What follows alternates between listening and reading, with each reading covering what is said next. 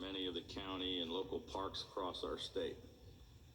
Let me repeat once again, as strongly as I possibly can, if you are engaged in this kind of activity, you are breaking the law and you are literally endangering the lives of your family, your friends, and your fellow citizens. Because of this irresponsible and reckless behavior, beginning today, even further and more aggressive enforcement actions will be taken by state and local authorities to disperse these gatherings. In the continuing effort to protect the health and safety of all Marylanders, we are also taking immediate additional mitigation and social distancing actions. This morning, I have enacted an executive order which closes all non-essential businesses, organizations, establishments, and facilities in Maryland effective at 5 o'clock today. In addition to those businesses which have already been closed by our prior executive orders, this new executive order closes all those businesses not covered by federal guidelines, which were issued Thursday by the federal government as defined as critical infrastructure sectors, including healthcare and food and agriculture, energy, public works, community-based government operations, and the defense and industrial-based sectors, law enforcement, public safety, transportation, critical manufacturing, financial services, and water and wastewater.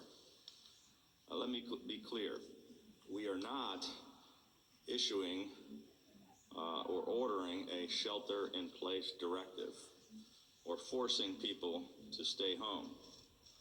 However, we are telling all Marylanders to follow all of the directives we've already issued and to follow state law against crowds of more than 10 people. And we are telling you, unless you have an essential reason to leave your house, then you should stay in your homes. Today's actions of closing non-essential businesses are absolutely necessary to protect the health of Marylanders and to save lives. This is an exceptionally challenging time for Marylanders and for all Americans. And that includes those who are out of work and our small business community. Our first priority is saving the lives of thousands of Marylanders. And while we are fighting this unprecedented worldwide pandemic, at the same time, we're also facing another huge battle against the potential of tremendous economic harm. And we must tackle both of these problems aggressively and simultaneously. Both of these battles are going to take all of us at the federal, state, and local levels and the private sector rising to this challenge and working together. Over the last several weeks, governors in both parties from all across America have come together and pushed for a more robust and aggressive federal response. As chairman of the National Governors Association, we submitted several priorities to the President and Vice President last Thursday based on all of the important priorities of the governors. While we've seen some progress on some of these requests, including the invoking of Title 32 so that FEMA can cover the cost of the National Guard's relief missions and giving us the flexibility, and some progress on increasing efforts to ramp up the production of and delivery of PPEs and necessary equipment, and on extending the deadline for the 2020 census.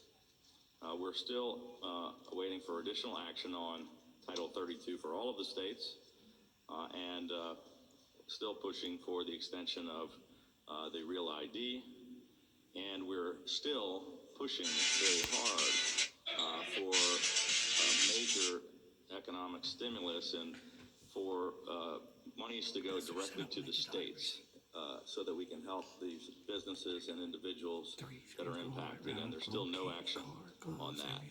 We're going to raise these issues again on our call with the President and Vice President this afternoon.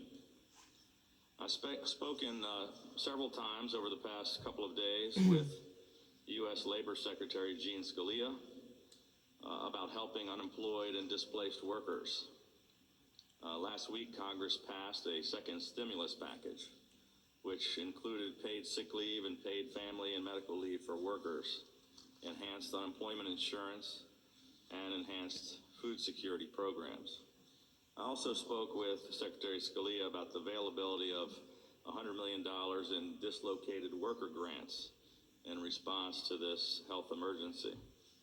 In addition, I urged both the White House and the Congress to include in their stimulus package this direct aid to the states who are on the front line of this crisis.